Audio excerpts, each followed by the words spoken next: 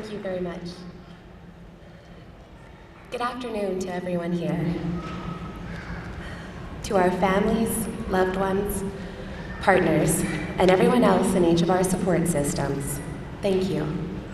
Thank you for being here to celebrate the completion of an at times arduous and at other times thrilling journey. More importantly, thank you for supporting us throughout the years we spent working toward our degrees. I'm sure most of us would agree that it would have been near impossible without you. I would also like to thank the faculty and staff of Mount Royal.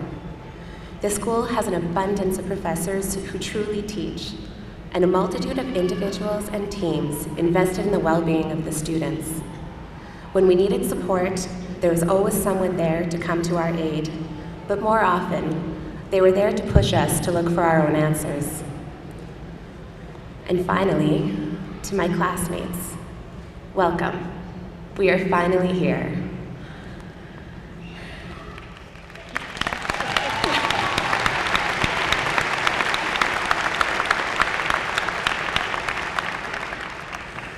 When I first told my mother I'd been selected as valedictorian, her immediate advice was to keep my speech short. After some further research, I realized she was not alone. One man, George Burns, a comedian and actor who continued working until the age of 100, would have agreed with my mother's sentiment. He said, "The secret to a good speech is to have a good beginning and a good ending, then having the two as close together as possible." I will do my best to heed these wise words and begin with a short story. I currently work downtown, and every morning I dutifully catch the same train that arrives at the station at 6:20 a.m. And every morning we have the same conductor that comes over the speakers as we enter the downtown core, simply to say, "Time to wake up. Good morning, everyone. Thanks for riding, and I'll see you tomorrow."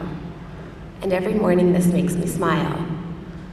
This one man has me excited to be on transit at what I used to believe were ungodly hours, just so I can hear a few delightful words. This small gesture from a man I wouldn't know to look at reminds me that we don't need to be Mother Teresa or Gandhi or Bill Gates to make an impact on the world. The point, of course, is that it is not our achievements that make us great. It's our day-to-day choices that make us who we are, rather than a bachelor's degree, a diploma, or a certificate. Although I am thrilled that we now have these parchments, they don't serve as switches that make us entirely different people, for better or for worse.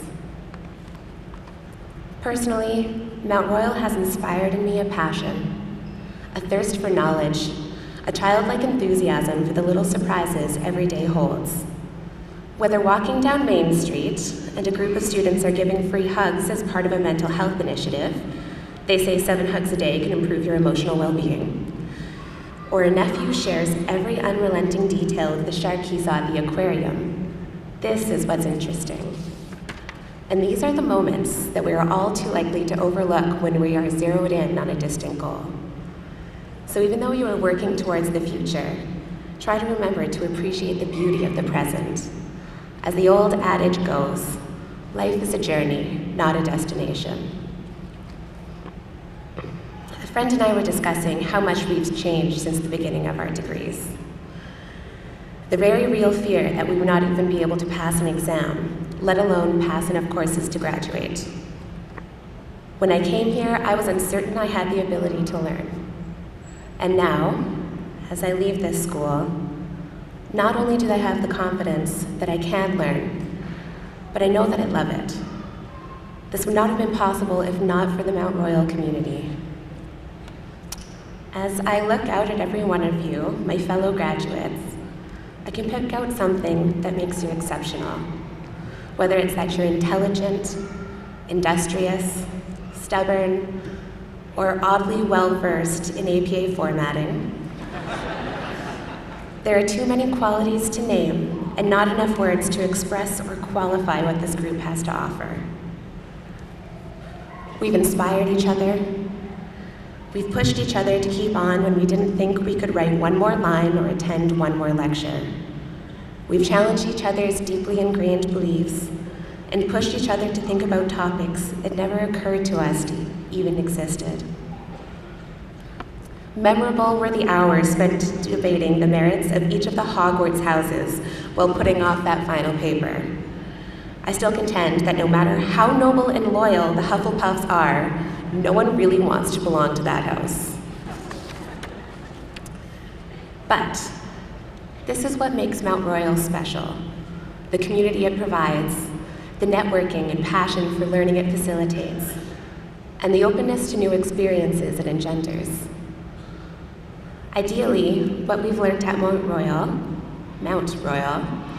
is more about who we are now and who we want to be. Our professors and the staff of Mount Royal have picked us out, played on our strengths, and helped us with our weaknesses. These will change over time, as these things always do, but we should never forget who we are at the core. I want to remind us to be genuine in our pursuits, because if we can do that, we will become the best that we can be. And that's when we're of most value to society and ultimately to ourselves. As we leave Mount Royal onto our respective paths, whether it be onto further schooling or trying to convince people to hire us, we can carry with us the tools we've picked up along the way. We've had an education on how to think critically, how to support one another, and how to continue learning and questioning. So just as the train conductor can reach a few hundred people with his kind words and brighten their days, I hope that as Mount Royal graduates, we can carry forward the lessons in community and citizenship and make this world a brighter place. I am so grateful that I've been given the opportunity to grow alongside such an outstanding group of students.